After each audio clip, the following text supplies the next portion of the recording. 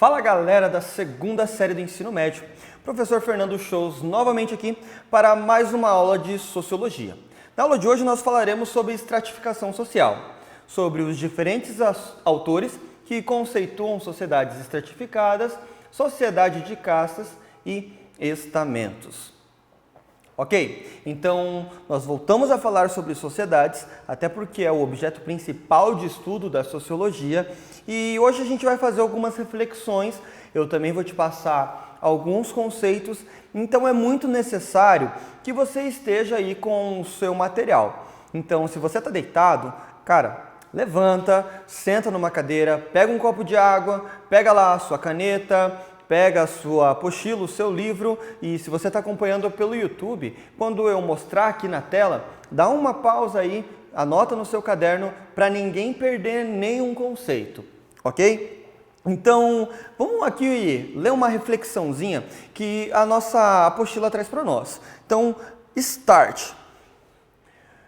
Os sinais de desigualdades sociais são visíveis em todos os lugares, pois os indivíduos se diferenciam em decorrência de fatores como hierarquia de posições, as camadas sociais ou estratos. A estratificação social se relaciona não apenas com a economia ou com a política, mas também aos valores culturais, hábitos, costumes e padrões morais. Estamos acostumados a perceber as desigualdades no cotidiano pelos contrastes entre riqueza e pobreza. Na educação desigual e também no acesso aos bens culturais, os chamados bens simbólicos. Ou seja, estratificação social, ela está na ideia de que as camadas sociais, elas estão em níveis diferentes, mas isso nem sempre ocorre, como a gente acabou de ver, por questões econômicas ou políticas, por questões culturais e religiosas, isso também é possível. Então, estratificação é essa questão de dividir a sociedade nessas camadas, seja ela por questões religiosas, culturais, políticas ou econômicas, que é o que a gente vai definir mais para frente, ok? Então, vem comigo aqui. Vamos olhar sobre os diferentes autores que conceituam sociedades estratificadas. Então nós vamos estudar lá os autores clássicos da sociologia, mas dentro dessa perspectiva da estratificação. Para você acompanhar, vem aqui comigo e lê o que eu escrevi aqui, ó. Pronto. Aí. Um dos primeiros autores a se debruçar sobre o tema e os problemas da estratificação social foi Karl Marx, e sua visão estava relacionada ao conceito de classe social, considerando o fator econômico como determinante da estratificação. Para você não perder, tá? Escreve aí Karl Marx, ok? Coloca assim, que para ele o fator primordial que causa a estratificação, essa divisão da sociedade, são os fatores econômicos, tá? Então, para ele, é os fatores econômicos que geram essa estratificação. Posso seguir em frente? Beleza. Então, vamos lá. Já estudamos no capítulo anterior a opinião desse autor sobre classes sociais. Portanto, aqui reservaremos espaço para outros autores, como Max Weber e Sorokin. Ok? Vamos ver então, já que está definido, tá? Para você não esquecer, eu vou repetir de novo. Eu vou ser bem insistente nisso para que você possa guardar isso na sua cabeça.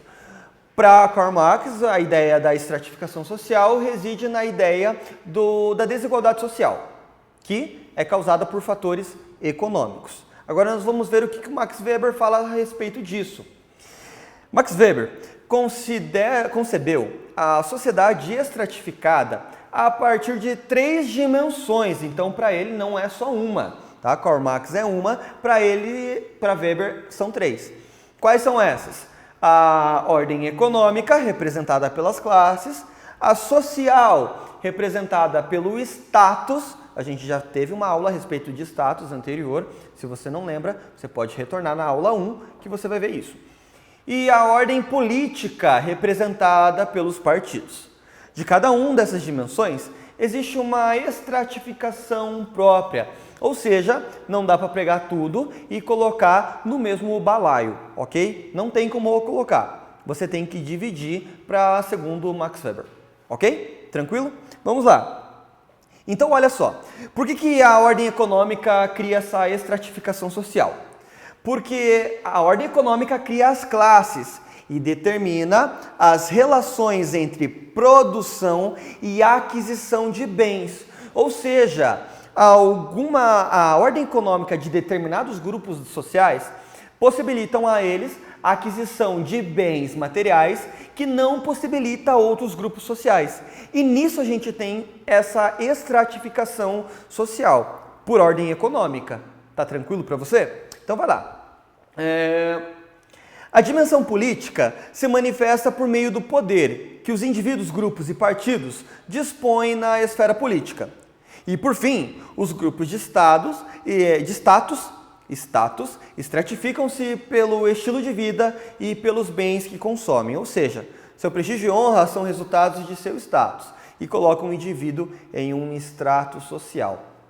Tá tranquilo? Então, olha, segundo Weber, a estratificação social ela pode ser de ordem social, econômica e política.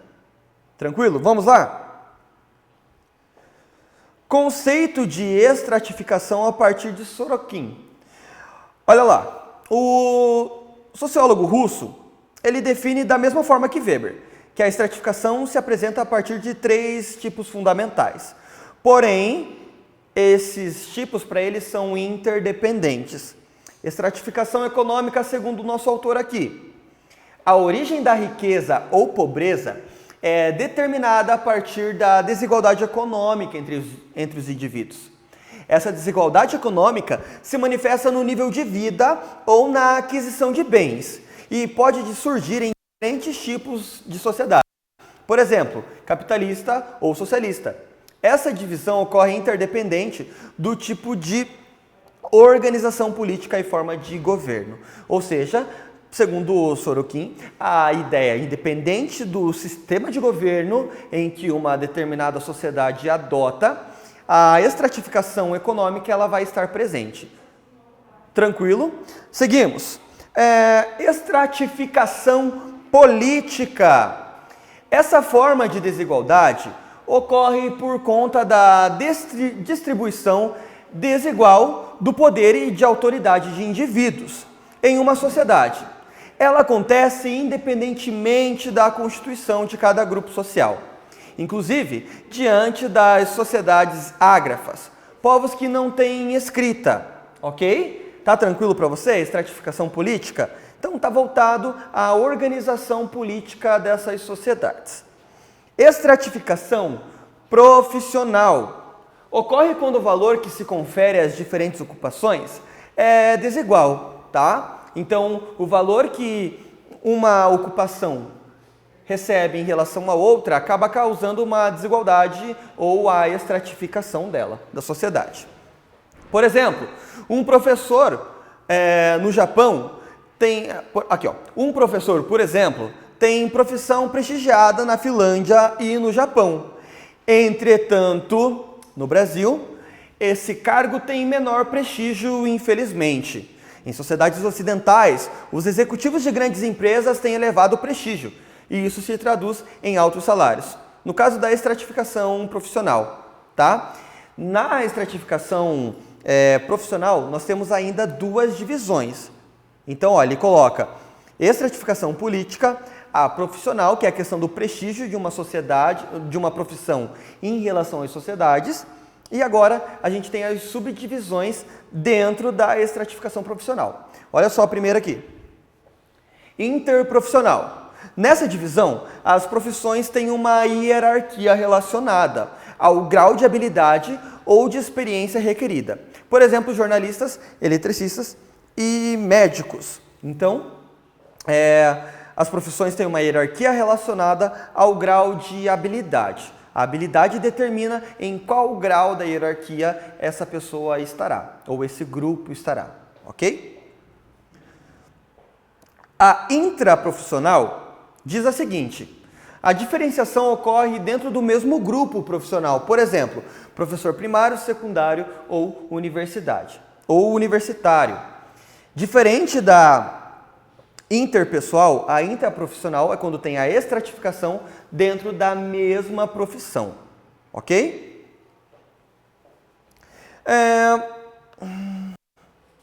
Então vamos falar um pouquinho agora sobre sociedades de castas, agora que você está manjando tudo sobre a questão da estratificação social. Para você entender bem o que é sociedade de castas, eu vou definir aqui para você, tá? Conceitos são bem importantes e é legal que você anote aí. Então vem comigo. A sociedade designa castas sociais para identificar grupos normalmente hereditários, rigidamente endogâmicos e impermeáveis à mobilidade social. Ou seja, em uma casta, ela ocorre quando numa determinada sociedade, por questões culturais ou religiosas, não existe a mobilidade social. Nós vamos ver vários exemplos aqui, como na Índia e como também na Antiguidade, onde nascer em um determinado extrato social, em um determinado grupo social, faz parte da vontade dos deuses. Se faz parte da vontade dos deuses, eu não posso ter uma mobilidade social. É como você pensar lá no Egito Antigo, ok? O faraó, ele era o próprio representação de Horus na terra. Abaixo dele nós tínhamos os sacerdotes, depois os militares, os escribas, os trabalhadores livres e os escravos. Dificilmente você vê na sociedade egípcia um camponês transformando-se em um sacerdote, porque ocorria de forma hereditária. Geralmente o filho do sacerdote tornava-se um sacerdote, o filho do escriba tornava-se um escriba, tá? Essa que é a ideia de castas aqui que a gente está falando, ok? Vamos seguir em frente, que nós temos outras características para você entender melhor o que é uma sociedade de castas. Na Grécia Antiga havia uma caracterização de famílias por especialidades. Famílias de médicos, de guerreiros, artesãos, que tinham suas competências passadas de geração a geração.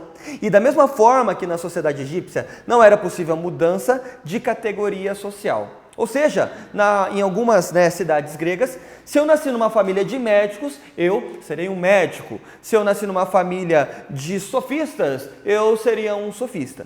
Tá? Não tendo essa autonomia em mudar aí a sua profissão ou a sua categoria social. Tranquilo?